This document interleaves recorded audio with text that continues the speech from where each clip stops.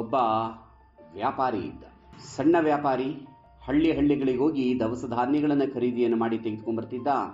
ನಗರದಲ್ಲಿ ಮತ್ತು ಸಂತೆಯಲ್ಲಿ ಅದನ್ನು ತೆಗೆದುಕೊಂಡೋಗಿ ಮಾರಿ ಅದರಲ್ಲಿ ಬಂದಂತಹ ಹಣದಿಂದ, ಲಾಭದಿಂದ ಜೀವನವನ್ನು ನಡೆಸ್ತಾ ಇದ್ದ.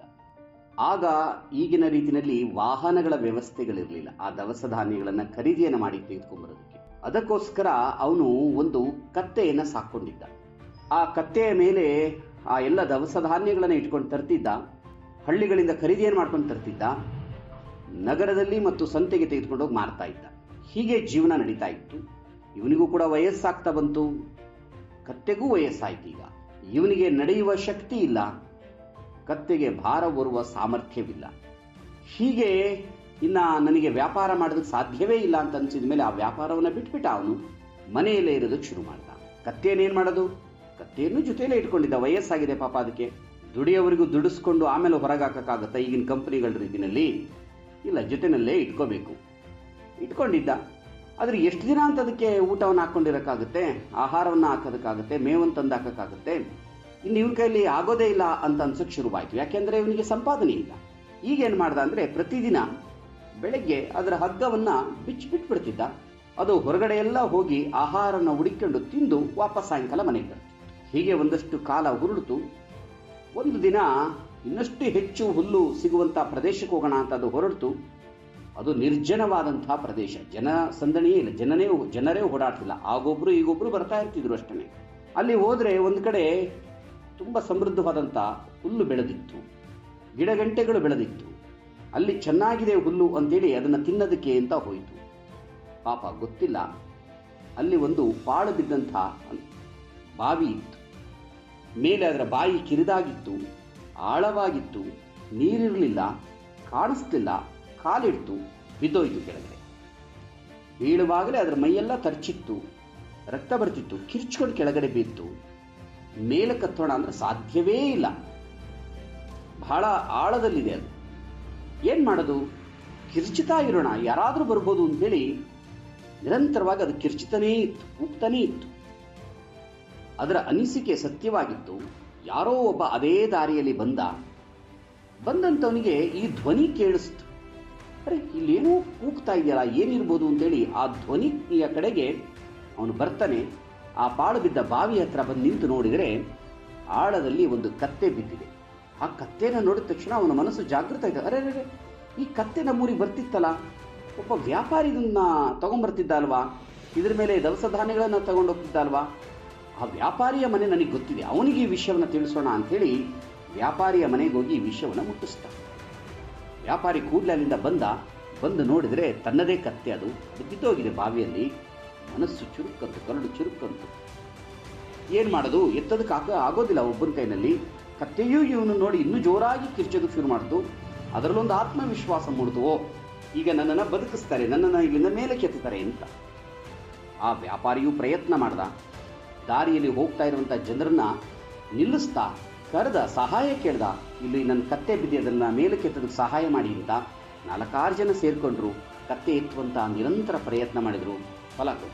ವಿಫಲರಾದರು. ಇನ್ನಿದು ಸಾಧ್ಯನೇ ಇಲ್ಲ ಮೇಲೆ ಕೆತ್ತೋದಕ್ಕೆ, ಯಾಕೆಂದ್ರೆ ಅದು ಆಳದಲ್ಲಿ ಬಿದ್ದಿದೆ ಅಂತ ಅನಿಸಿದಾಗ ಒಬ್ಬ ಆ ವ್ಯಾಪಾರಿಗೆ ಸಲಹೆ ನೀಡ್ತಾನೆ. ನೋಡಿ ಸ್ವಾಮಿ, ಈ ಕತ್ತೆ ಮೇಲಿಂದ ಕೆಳಕ್ಕೆ ಆಳಕ್ಕೆ ಬಿದ್ದಿದೆ. ವಯಸ್ಸಾದಂತಹ ಕತ್ತೆ ಆಳಕ್ಕೆ ಬಿದ್ದಿರೋದ್ರಿಂದ ಇದರ ಕಾಲುಗಳು ಮುರಿದು ಹೋಗಿರಬಹುದು, ಇನ್ನೂ ಹೆಚ್ಚು ಪ್ರಮಾಣದ ಗಾಯ ಆಗಿರಬಹುದು. ನಾವು ಹೇಗೋ ಕಷ್ಟಪಟ್ಟು ಇದನ್ನು ಎತ್ತೀವಿ ಅಂತ ಅಂದ್ಕೊಳ್ಳಿ. ಎತ್ತಿದ ಮೇಲೆ ಇದನ್ನು ನೀವು ಮನೆಗೆ ತಗೊಂಡೋದ್ರೆ ಇದಕ್ಕೆ ನಡೆಯೋದಕ್ಕಾಗೋದಿಲ್ಲ, ಇದರ ಆಹಾರ ಹುಡುಕೊಳ್ಳೋಕ್ಕಾಗೋದಿಲ್ಲ. ಇದು ಸಾಯುವವರೆಗೂ ನೀವೇ ಆಹಾರವನ್ನು ತಂದು ಹಾಕಬೇಕಾಗುತ್ತೆ, ಸಾಯುವವರೆಗೂ ಇದನ್ನು ನೀವು ನೋಡ್ಕೊಳ್ಬೇಕಾಗುತ್ತೆ. ಅದರ ಬದಲು ನನ್ನದೊಂದು ಸಲಹೆ ಇದೆ, ಇನ್ಯಾರೂ ಕೂಡ ಈ ಬಾವಿನಲ್ಲಿ ಬೀಳಬಾರದು. ಅದಕ್ಕೆ ಈ ಬಾವಿಯನ್ನು ಮುಚ್ಚಿಬಿಡೋಣ, ಈ ಕತ್ತೆಯ ಸಮೇತವಾಗಿ ನೀವೇ ನಿರ್ಧಾರ ಮಾಡಿ ಅಂತ ಹೇಳ್ದ. ಇವನಿಗೆ ಬಹಳ ಬೇಜಾರಾಯಿತು.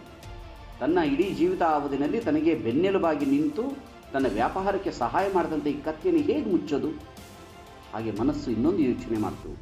ನನಗೆ ಊಟ ಹಾಕೋದೇ ಕಷ್ಟ ಇದೆ, ಮನೆಯಲ್ಲಿ ವಯಸ್ಸಾಗಿದೆ, ಇನ್ನು ಈ ಕತ್ತೆಗೂ ಊಟ ಹಾಕಬೇಕು ಉಚಿತವಾಗಿ ಅಂತಂದರೆ, ಇದು ಕೆಲಸನೇ ಮಾಡದೆ ಅದಕ್ಕೆ ಆಹಾರ ಕೊಡಬೇಕು ಅಂದರೆ ಯಾರು ಕೊಡ್ತಾರೆ? ಏನು ಮಾಡೋದೀಗ ಅಂತ ಯೋಚನೆ ಮಾಡಿ ಕೊನೆಗೆ ನಿರ್ಧಾರ ಮಾಡ್ತಾನೆ, ಸರಿ ನೀವು ಹೇಳ್ದಾಗೆ ಆಗಲಿ, ಮುಚ್ಚಿಬಿಡೋಣ ಅಂತ. ಆ ಕತ್ತೆಗೆ ಏನೊಂದು ಆಶಾಭಾವ ಇತ್ತು. ಅದು ಸ್ವಲ್ಪ ಕುಂಠಿತ ಅನ್ಸೋಕೆ ಶುರುವಾಗಿತ್ತು. ಆದರೆ ಆತ್ಮವಿಶ್ವಾಸ ಮಾತ್ರ ಕಡಿಮೆ ಆಗಿರಲಿಲ್ಲ. ಇಲ್ಲ, ಹೇಗಾದರೂ ಬದುಕಬೇಕು ಅಂತ ಅನ್ನಿಸ್ತಿತ್ತು. ಸರಿ, ಎಲ್ಲರೂ ಸೇರಿ ಆ ಮಣ್ಣನ್ನು ತೆಗೆದಲ್ಲೇ ಪಕ್ಕದಲ್ಲಿದ್ದಂಥ ಮಣ್ಣನ್ನೆಲ್ಲ ತಂದು ತಂದು ತಂದು ತಂದು ಆ ಬಾವಿಯ ಒಳಗಡೆಗೆ ಸುರಿಯಕ್ಕೆ ಶುರು ಮಾಡಿದ್ರು. ಸುರಿತಾ ಇದ್ದಾರೆ. ಸುರಿತಾ ಸುರಿತಾ ಸುರಿತಾ ಒಂದಷ್ಟು ಸಮಯ ಆಗಿತ್ತು. ಬಹಳ ವಿಚಿತ್ರ, ಆಶ್ಚರ್ಯ, ಕತ್ತೆ ಮೇಲಕ್ಕೆ ಬಂದ್ಬಿಡ್ತು. ಎಲ್ರಿಗೂ ಗಾಬರಿ ಆಗುತ್ತೆ, ನಾವು ಬಾವಿ ಮುಚ್ಚುತ್ತಾ ಇದ್ರೆ ಕತ್ತೆ ಹೇಗೆ ಮೇಲಕ್ಕೆ ಬಂತು ಅಂತ. ನಾನು ಆಗಲೇ ಹೇಳಿದೆ, ಕತ್ತಿನಲ್ಲಿ ಆತ್ಮವಿಶ್ವಾಸ ಕಡಿಮೆ ಆಗಿರಲಿಲ್ಲ. ಪ್ರತಿ ಬಾರಿ ಮಣ್ಣನ್ನು ತೆಗೆದು ಕತ್ತೆ ಮೇಲೆ ಹಾಕಿದಾಗ, ಅಂದ್ರೆ ಬಾವಿಯ ಒಳಗಡೆ ಹಾಕಿದಾಗ, ಆ ಮಣ್ಣು ಕತ್ತೆಯ ಮೈ ಮೇಲೆ ಬೀಳ್ತಿತ್ತು. ಆ ಕತ್ತೆ ಒಂದ್ಸಲ ಆ ಮೈಯನ್ನು ಹೀಗೆ ಕೊಡುತ್ತಿತ್ತು. ಮೈ ಮೇಲಿದ್ದಂಥ ಮಣ್ಣೆಲ್ಲ ಕೆಳಗಡೆ ಬೀಳ್ತಿತ್ತು. ಕೆಳಗೆ ಬಿದ್ದ ಮಣ್ಣಿನ ಮೇಲೆ ಅದು ನಿಲ್ತಿತ್ತು. ಹೀಗೆ ಮಾಡ್ತಾ ಮಾಡ್ತಾ ಮಾಡ್ತಾ ಮೇಲಕ್ಕೆ ಬಂದು ನಿಂತಿತ್ತು. ಹೀಗೆ ನಮ್ಮೆಲ್ಲರ ಬದುಕು ಕೂಡ. ಅನೇಕ ಸಲ ನಾವು ಸೋಲುಗಳನ್ನು ಅನುಭವಿಸ್ತೀವಿ, ಸವಾಲುಗಳನ್ನು ಎದುರಿಸ್ತೀವಿ, ಅಪಮಾನಗಳನ್ನು ಅನುಭವಿಸ್ತೀವಿ, ನಿಂದನೆಗಳು ಒಳಗಾಗ್ತೀವಿ. ಇಷ್ಟೆಲ್ಲ ಇದ್ರೂ ಕೂಡ ಆತ್ಮವಿಶ್ವಾಸವನ್ನು ಯಾವತ್ತೂ ಕಳ್ಕೋಬಾರ್ದು. ಯಾರು ಆತ್ಮವಿಶ್ವಾಸವನ್ನು ಕಳ್ಕೊಂಡು ಬದುಕ್ತಿರ್ತಾನೋ ಅವನು ಬದುಕಿದ್ದು ಸತ್ತಂತೆ. ಅಂಥ ಬದುಕಾಗಲ್ಲ. ಅದಕ್ಕೆ ನಮ್ಮಲ್ಲಿ ಯಾವಾಗಲೂ ಕೂಡ ಧೈರ್ಯ ಇರಬೇಕು, ಆತ್ಮವಿಶ್ವಾಸ ಇರಬೇಕು, ನಮ್ಮ ಮೇಲೆ ನಮಗೆ ನಂಬಿಕೆ ಇರಬೇಕು. ಯಾವಾಗ ನಮ್ಮ ಮೇಲೆ ನಮಗೆ ನಂಬಿಕೆ ಇರುತ್ತೆ, ನಮ್ಮ ಸಾಮರ್ಥ್ಯದ ಮೇಲೆ ನಂಬಿಕೆ ಇರುತ್ತೆ, ಎಂಥ ಸೋಲು ಸವಾಲುಗಳು ಬಂದರೂ ಕೂಡ ನಾವು ಎದ್ದು ನಿಲ್ತೀವಿ. ಅದಕ್ಕೆ ಕವಿ ಒಂದು ಕಡೆ ಬಹಳ ಸುಂದರವಾಗಿ ಹೇಳ್ತಾರೆ, ಸೋಲೆ ಗೆಲುವಿನ ಸೋಪಾನ, ದುಡುಕದೆ ನಡೆನಿ ಜೋಪಾನ, ನೋವಲಿ ನೊಂದಿಹ ಬಂಧುವಿಗೆ ನೀಡುತ್ತ ಧೈರ್ಯ ಸಮಾಧಾನ. ಎಷ್ಟು ಅದ್ಭುತವಾದ ವಾಣಿ. ಅದಕ್ಕೆ ಸೋಲು ಮತ್ತು ಸವಾಲುಗಳೇನಿದೆ ಅದು ನಮ್ಮ ಯಶಸ್ಸಿನ ಒಂದು ಸಮಾಧಿ ಆಗಬಾರ್ದಂತೆ, ಅದು ನಮ್ಮ ಯಶಸ್ಸಿನ ಮೆಟ್ಟಿಲುಗಳಾಗಬೇಕು. ಯಾರು ಇಂಥ ಸೋಲು ಸವಾಲುಗಳನ್ನು ಯಶಸ್ಸಿನ ಮೆಟ್ಟಿಲುಗಳನ್ನಾಗಿ ಅದನ್ನು ಮೆಟ್ಟಿಲು ಮಾಡಿಕೊಂಡು ಮೇಲೆ ಕತ್ತುತ್ತಾನೋ ಅವನು ಖಂಡಿತವಾಗಿಯೂ ಯಶಸ್ವಿ ವ್ಯಕ್ತಿ ಆಗ್ತಾನೆ. ಆ ದಿಕ್ಕಿನಲ್ಲಿ ನಾವೆಲ್ಲರೂ ಕೂಡ ಯೋಚನೆ ಮಾಡೋಣ. ಸದಾ ನಮ್ಮಲ್ಲಿ ಆತ್ಮವಿಶ್ವಾಸವಿರಲಿ, ನಂಬಿಕೆ ಇರಲಿ, ಒಳ್ಳೆಯ ಆಲೋಚನೆಯನ್ನು ಮಾಡಿ ಗೆಲ್ಲುತ್ತೀವಿ ಅಂತ ಯೋಚನೆಯನ್ನು ಮಾಡಿ, ಅವಾಗ ಗೆಲುವು ನಮ್ಮದಾಗಿರುತ್ತೆ. ಆ ದಿಕ್ಕಿನಲ್ಲಿ ಸದಾ ನಾವು ಯೋಚನೆ ಮಾಡ್ತೀವಿ.